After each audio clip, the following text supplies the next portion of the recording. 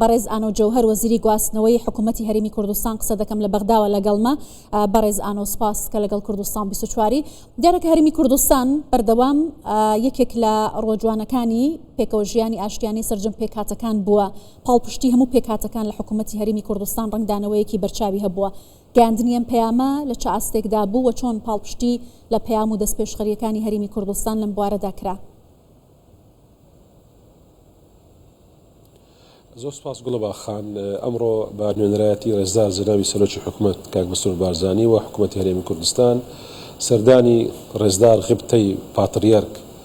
مارپۆلس ئیسەیەم نوونە پاتریەرکی هەڵبژێردراوی نوێی کەنیسەی کلدانی کاتۆلیکی لە عێراق و لە جیهان لە بەغدا جەنابیان هەڵبژێردرا لە مانگی نیسان لە ڕۆما لەلایەن سنهادۆسی پیرۆزی کەنیسەی کلدانی وەکو سەرۆکی گەورەترین کەنیسەی مەسیحی لە عێراق و لە هەرێمی کوردستان کە کەنیسەی کلدانیە و ئەمڕۆ بە نوێنەرایەتی ڕێزدار جەنابی سەرۆکی حکوومەت و حکوومەتی هەرێمی کوردستان پیرۆزباییمان لە جەنابی پاتریەرک کردو و هەمیشە جەختمان کردەوە سەر ئەم مووقفە سابتەی و سیاسەتی حەکیمانەی سەرکردایەتی کوردستان و مووقفی سابتی حکوومەتی هەرێمی کوردستان لەسەر پاراستنی پێکەوە ژیان و ژیانی پێکهاتەکان وەکو شەریکێکی ڕاستەقینە لە کوردستان، پێکهاتەکانی ئاینی و پێکهاتەکانی هەروەها نەتەوەیی و جەنابیان وەک پاتریارک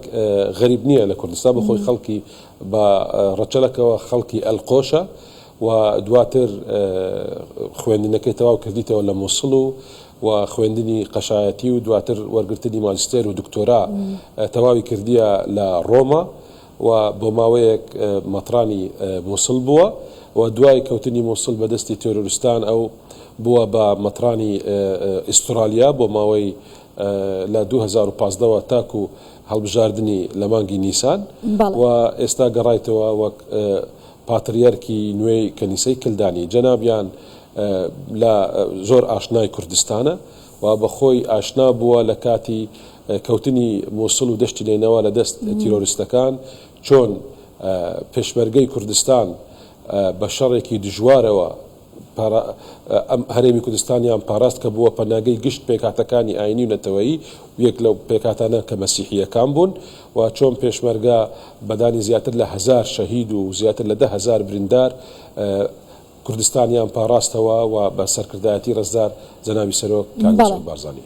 باشە بەڕێزان و دیارە کە جەنابەتەوە بەگراوندت لەسەر جەنابی پاتریاک ئاماژە پێکرد خۆی خەڵکی ئەلقوش بووە دیارە هەم جیاوازیەکانی بینیوە ئەوەی لە کوردستان هەیە بەراورد بە ناوچەکانی دیکەی عێراق هەم ئەو پێشکەوتنانەش بێگومان ئێستا ئەبینێت کە لە سەردەمی کابینەوەی حکوومەتی هەرێمی کوردستان بە سەرۆکایەتی جەنابی مەسرور بارزانی هاتۆتە ئاراوە. بۆچوونیان چی بوو؟ دیارەکە لە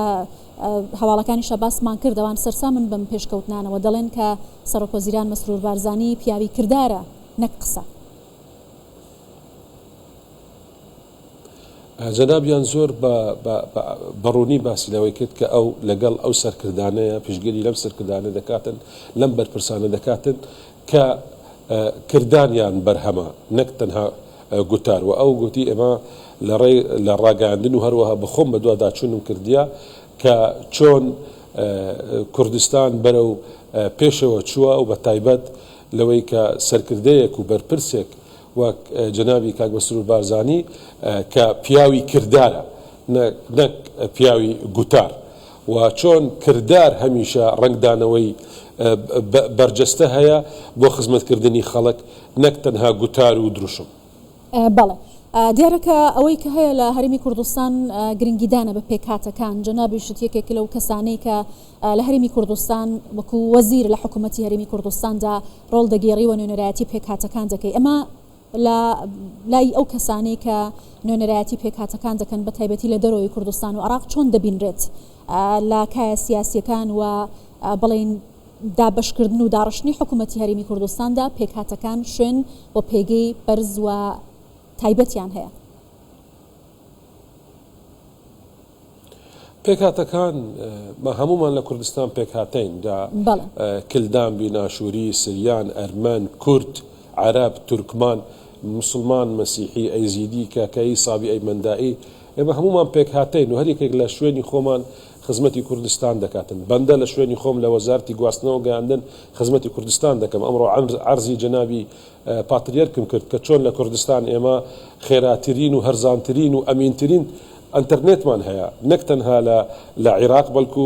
یەکێک لە خێراترین و هەرزانترین ئەنتەرنێتە لە ڕۆژهەڵاتی ناوەڕاست باسی بابەتی چۆن ئێمە توانیمان لە وەزارەت کە بەندە کلدانیەکەم و مەسیحیەکەم خزمەت دەکەم وەکو وەزیرێک لە کوردستان چۆ خزمەتی هەموو هەوڵاتیان دەکەین لە ڕێخستنی کەرتی تەکسی لە بابەتی پرۆژێ سیپاس کە بەو مانگانەی دادێ بەرجەستە دەبیتن لە بابەتی کارکردن لەسەر بابەتی پۆستە و بەرەو پێشچوونی و هەروەها جەنابیان زۆریش لە لایوی گرنگ بوو ئەو پێشکەوتنەی لە کوردستان هەیە لە سایەی حکومڕانی حکوومەتی هەرێمی کوردستان و سەرکردایەتی جەنابی سەرۆکی حکوومەت وەک بابەتی کارەبای 24 ساعەتیان یاخود پرۆژەی ڕۆناکی بابەتی ڕێگاوبان و ئینفراستراکچەر و ژێرخان بابەتی پرۆژەکانی ئاوڕۆ ئەم بابەتانە لەکن جەنابیان گرنگ بوو کە هەمومان لە چ ئاینێک بین لە چ نەتەوەیەک بین هەر یەک و وەک هاوڵاتیەک ڕۆڵی خۆی بجێڕی بۆ خزمەتکردنی وڵاتەکەی و خاکەکەی باشە ئێستا دۆخی پێکاتەکان بەگشتی لە عێراق چۆن دەبینی و هەروەها ئەو خزمەت گوزاریانەی کە پێویستە بۆ پێکاتەکان دابین بکرێت لە عێراق بەراورد بە هەرێمی کوردستان چۆنە لەبەرەوەی بەشێکیان ئێستا لە ناوچەکانی خۆیان هێشتا نەگەڕاونەتەوەوانی کە لە کوردستان لە سەردەمی شەڕی داعشدا و بەشێکی دیکەیان لە دوای حکوومەتێک لە دوایەکەکانی عێراق ڕوبەڕووی زۆر لە ستەم و جیاکاری بوونەتەوە من دوو خاڵ باز دەکەم ئێمە ئێستا لە بەغداین لە بەغدا پێش 2003 زیاتر لە 1,100,000 مەسیحی هەبووە ئەمڕۆ لە بەغدا نزیکەی 50,000 مەسیحی مایتەوە بزانە لە 1,100,000 ئێستا 50,000 مەسیحی مایتەوە بە پێچەوانەوە لە عنکاوە ساڵی 1991 وەکو نمونە دوو کەنیسە هەبووە ئەمڕۆ 2026 17 کەنیسە و زانکۆیەکی کاتۆلیکی نەخۆشخانەیەکی گەورەی کاتۆلیکی و بە زیاتر لە 10 قوتابخانەی کاتۆلیکیدا هەیە و ئارتۆدۆکسی و کەنیسەکانی دیکە لە عنکاوە هەیە ئەمە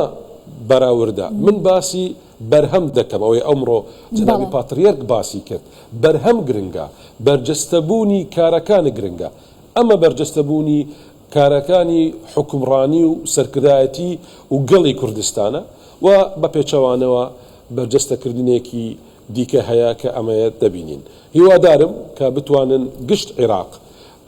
سوود وەربگری لە تەجروبەی هەرێمی کوردستان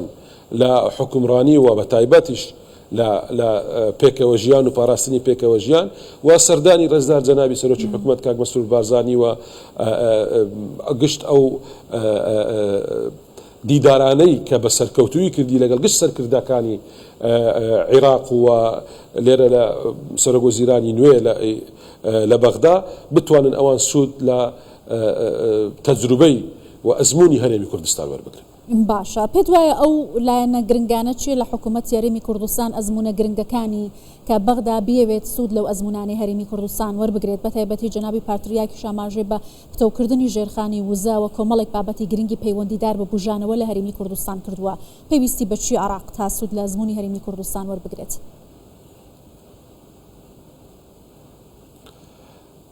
یعنی دەتوانی عێراق لە چەندین بابەتی گرنگ پرۆژەی زۆر گرنگ کە بەڕاستە و خۆیی ڕنگدانەوەی هەیە لە سەرژیانی هاوڵاتیان سوود لە کوردستان وەربگری ئەگەر وەربگرین لە بابەتی ڕێخستنی ئاوڕۆ لە بابەتی ژێرخان لە بابەتی سیستمی بانکی لە بابەتی پرۆژە ڕۆناکی یاخود کارەبای 24 ساعەتی لا بابەتی خزمەتی ئەنتەرنێت و خێرایی و هەرزانی و ئەمینی خزمەتی ئەنتەرنێت و پاکیجی خێزانی کە خێزان دەپارێزی لە ڕنگدانەوە خراپەکانی ئەنتەرنێت لە چەندین بابەتەوە دەتوانی عێراق حکوومەتی فیدرال سوود وەربگری لە حکوومەتی هەرێمی کوردستان و سوود وەربگری لە تەجروبەی کابینەی نوێمی حکوومەتی هەرێمی کوردستان. بەڵێ زۆر سپاس دەکەم بەڕێز ئانۆ جەوهەر وەزیری گواستنەوە گەیاندنی حکوومەتی هەرێمی کوردستان لە بەغداوە لەگەڵ کوردستان 24 سپاس.